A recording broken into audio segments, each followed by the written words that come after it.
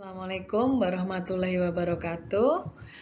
Kita melanjutkan pada bagian latar belakang masalah, yaitu menyusun rumusan masalah. Baik, kita buka dulu dengan baca basmalah. Bismillahirrahmanirrahim.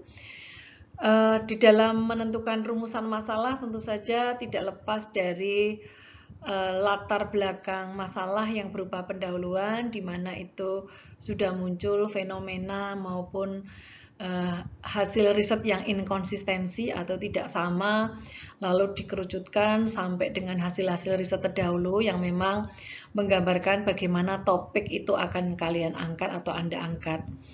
Nah, sehingga ketika sudah menyusun di latar belakang masalah khususnya pendahuluan ya, dengan fenomena, dengan riset gap, lalu dengan artikel-artikel terdahulu yang mendukung, dengan teori-teori sekilas yang mendukung, lalu dengan mengapa perlu meneliti apa yang sedang Anda ajukan atau Anda akan tawarkan atau akan Anda usulkan penelitian. Nah, perlu Anda ketahui bahwa masalah penelitian itu yang pertama menetapkan masalah penelitian tentu saja tidak sama dengan menentukan masalah. Gitu ya. Jadi menetapkan karena berdasarkan atas fenomena-fenomena yang ada, gejala-gejala kondisi yang tidak sebenarnya sesuai dengan kondisi normal ya, atau yang senyatanya atau sesuai dengan teori, maka di sini adalah menetapkan masalah tidak sama dengan menentukan masalah. Lalu yang kedua adalah penelitian berasal dari kata teliti yang artinya cermat, seksama, dan hati-hati. Maka mengapa di latar belakang masalah atau di pendahuluan kita perlu melihat secara cermat ya, secara betul, secara seksama dan hati-hati apa yang memang menjadi fenomena atau gejala-gejala yang nanti akan ditetapkan masalahnya di dalam penelitian ini. Lalu yang berikutnya adalah karena penelitian itu sebagai proses kegiatan pengumpulan, pengolahan, serta analisis data, sampai dengan penyajian data yang dilakukan harus secara sistematis dan objektif, sehingga mampu untuk memecahkan suatu persoalan atau menguji suatu hipotesis di mana untuk mengembangkan prinsip umum. Sehingga penelitian ilmiah itu sendiri kan merupakan bentuk penyelidikan yang sistematis ya, sistematis, terkontrol, empiris, kritis ya, tentang berbagai fenomena alami ya. Fenomena alam itu ya fenomena yang memang benar-benar muncul di organisasi itu, di corporate itu ya, baik manufaktur ataupun services ya atau jasa. Sehingga di sini dengan fenomena yang alami itu nanti akan di backup atau akan didukung atau dipandu dengan teori-teori dan hipotesis-hipotesis yang nanti akan diturunkan. Nah, sehingga masalah penelitian itu juga akan dilihat ya dari bagaimana sebetulnya penelitian pada dasarnya dimulai dari hasrat karena keingintahuan manusia ya, keingintahuan manusia yang itu biasanya dinyatakan dalam bentuk pertanyaan atau pernyataan yang lazim disebut dengan permasalahan penelitian atau masalah yang ditetapkan untuk diteliti. Jadi memang ini ditetapkan karena berdasarkan atas berbagai fenomena yang muncul, berdasarkan atas hasil riset yang tidak konsisten, yang tidak sama tadi, lalu juga berdasarkan atas berbagai referensi-referensi yang mendukung baik dari teori maupun dari hasil riset ya, maka di situ peneliti itu akan menetapkan masalah ya. Nah, masalah yang akan diteliti itu seperti apa? Nah, sehingga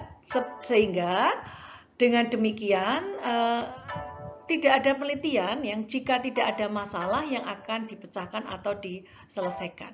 Jadi memang penelitian yang tidak ada masalahnya ya buat apa untuk diselesaikan atau dicarikan solusinya. Ini sesuai dengan Cooper ya, Emory and Cooper terkait dengan apa itu riset begitu, dan sekarang menyatakan hal yang sama. Kita lihat bagaimana cara menemukan masalah penelitian ya. Nah, tentu saja yang pertama bisa dari sumber kepustakaan. Nah, kita berselancar ya. Jadi sekarang dunia itu tanpa batas sehingga Anda bisa berselancar menggunakan berbagai sumber kepustakaan ya.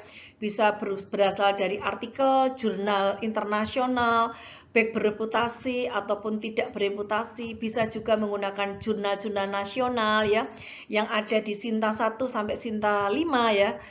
Sehingga di sini Anda akan mudah mencari ya, sehingga nanti ketika Anda mencari itu pakai apa? Bisa pakai Foxfire, tinggal ada Google Scholar, klik, semuanya akan muncul berapa sesuai dengan topik yang Anda inginkan. Yang penting Anda punya, saya ingin meliti tentang spiritual tempat kerja, ya sudah diklik itu ya, pakai workplace spirituality. Kalau Foxfire kan global, sehingga Anda menggunakan itu, tinggal nanti dicek di Google Scholar untuk melihat seberapa banyak yang memang meneliti tentang hal itu. Itu tidak sulit di zaman teknologi saat ini, apalagi artificial intelligence sudah mendukung atas hal itu.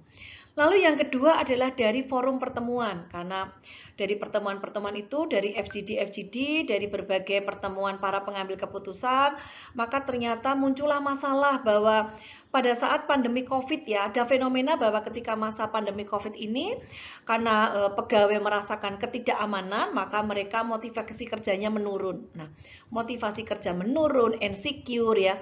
Lalu apa sebetulnya simptom ini akan memunculkan masalah apa? Oh, ternyata insecure dan motivasi kerja rendah. Oh, kita bisa meneliti tentang yang namanya adalah motivasi menurut McClellan misalkan. Kan ada need of achievement, need of power, not of affiliation ya. Nah, inilah. Jadi mereka kebutuhan untuk meningkat mencapai pada capaian tujuan itu menjadi turun gitu kan, maka perlu meneliti tentang motivasi kerjanya McClellan. Nah, saya terkadang tidak merekomendasikan jika hanya menggunakan motivasi kerja saja tanpa merujuk pada motivasi kerjanya siapa, karena motivasi kerja, kalau hanya motivasi kerja saya itu terlalu umum ya, sehingga perlu dikerucutkan lagi karena ada beberapa motivasi kerja misalkan yang itu bisa Anda susun berdasarkan atas fenomena-fenomena yang muncul. Nanti disesuaikan. Lalu yang berikutnya adalah pengalaman praktis lapangan atau masyarakat begitu ya. Nah, saya juga punya pengalaman. Jadi ketika saya meneliti tentang workplace spirituality ya, ataupun apa namanya, kebahagiaan tempat kerja yang workplace happiness ya, karena saya sebagai pengalaman praktis saya mengetahui bahwa ternyata kalau orang itu tidak bahagia ya kinerjanya akan menurun ya. Nah, tidak bahagia itu kan macam-macam. Nah, kita cari nanti KPI dari kebahagiaan tempat kerja itu apa kan begitu. Nah, ini adalah pengalaman praktis, pengalaman lapangan, sehingga itu membuat saya menyusun itu. Juga ketika saya menyusun misalkan tentang perilaku kerja yang tidak produktif, ternyata orang itu berpikirnya, menelitinya tentang pekerjaan yang produktif. Nah, saya berusaha untuk anti mainstream gitu kan.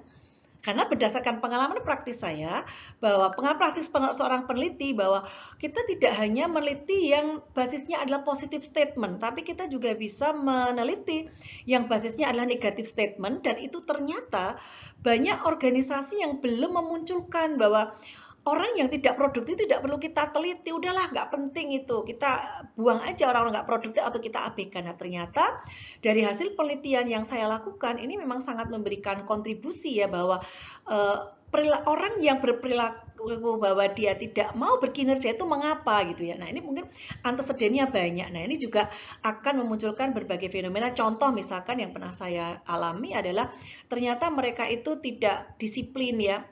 Tidak disiplin, selain tidak disiplin, dia tidak patuh terhadap aturan-aturan pimpinan, sehingga ketika ada penilaian kinerja secara tahunan, dia tidak pernah ikut di dalam proses penilaian kinerja tahunan. Nah, ini berarti kan dia itu memang sengaja tidak mau produktif ya, karena sebetulnya orang punya kesempatan untuk bisa menjadi orang yang produktif. Nah, ini adalah pengalaman praktis atau lapangan. Nah, sehingga penetapan masalah penelitian itu akan bisa dilihat berdasarkan objektif, subjektif, dan keasliannya. Ya, bentuk rumusan permasalahannya itu biasanya dalam bentuk pertanyaan, ya. Kalau pertanyaan ya apakah, bagaimana ya, ataupun pernyataan ya, misalkan di sini, apakah ada pengaruh spiritualitas tempat kerja terhadap perilaku kerja kontraproduktif, ya kan?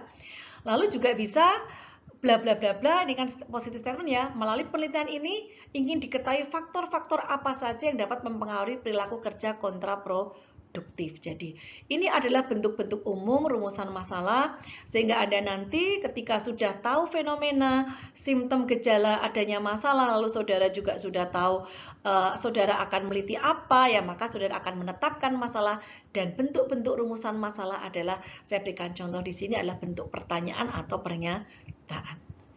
Baik, untuk materi terkait dengan rumusan masalah, saya cukupkan sekian dulu. Kita nanti akan sambung lagi dengan materi tujuan penelitian. Terima kasih, dan kita tutup dengan membaca hamdalah. Alhamdulillahirabbil alamin. Assalamualaikum warahmatullahi wabarakatuh.